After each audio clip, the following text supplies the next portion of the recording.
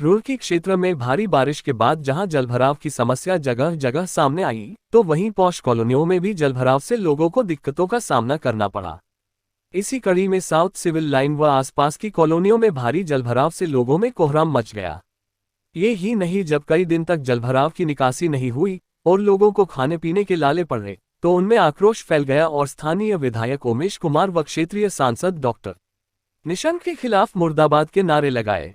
वहीं पूर्व राज्य मंत्री ठाकुर संजय सिंह ने कहा कि यह समय राजनीति करने का नहीं है, हम सभी को आगे आकर इस आपदा से निपटने के प्रयास करने चाहिए।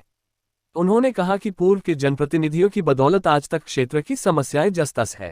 राजनीति जो लोग हैं वो राजनीति करेंगे, लेकिन निकृष्ट राजनीति नहीं करनी चाहिए और ऐसी आपदा की स्थिति में तो बिल्कुल भी राजनीति नहीं करनी चाहिए। और मुझे नहीं लगता कि हमारी कॉलोनी में इस तरीके की कोई विशेष रूप से राजनीति चल रही है। सब कॉलोनी वासी मिलजुल के काम कर रहे हैं और निष्कर्ष निकाला जा रहा है और पानी की भी निकासी की व्यवस्था की जा रही है।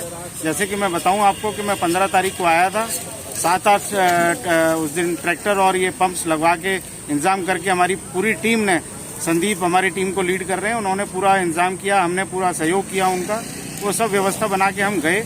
उसके बाद ही सब लोगों का आना वहाँ शुरू हुआ और उसके बाद आपने देखा होगा कि फिर अगले दिन वहाँ धरना भी हुआ और उसके बाद फिर उमेश जी भी आए वहाँ पे।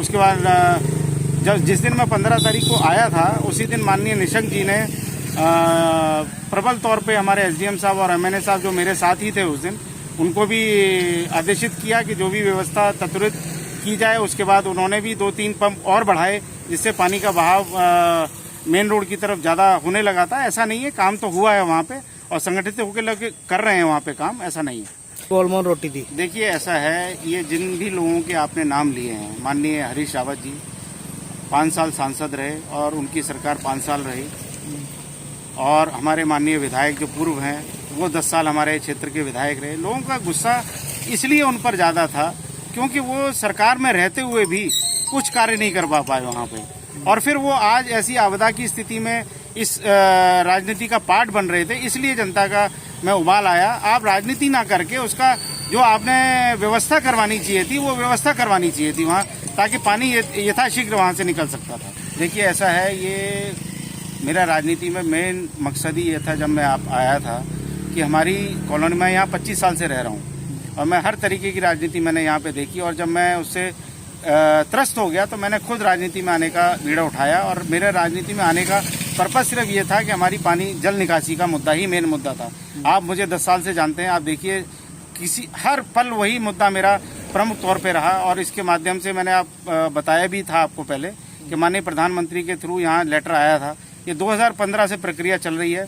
2018 में नीतिका खंडेलवाल जी यहाँ एसडीएम थी, उन्होंने इसका सर्वे किया, पूरी रिपोर्ट बनाई, डीएम को भेजी। डीएम से वो रिपोर्ट 2018 में ही माननीय मुख्यमंत्री के सचिव के यहाँ चली गई थी। उसके बाद त्रिवेंद्र रावत जी ने यहाँ नेहरू स्टेडियम में इसके चुनाव के दौरान घोषणा भी की थी और ये मुख्यमंत्री घोषणा का पार्ट भी बना था नगर निगम चुनाव के दौरान। उसके बाद कोरोना काल आया तो ये शासन के स्तर पर ये पेंडिंग रहा अब तक काम, और अब ये मई में हमें पता पड़ा कि इसका सैंक्शन 2020 में हो गया था। उससे पहले 2 साल तक किसी को पता ही नहीं था कि यह सैंक्शन हो चुका है।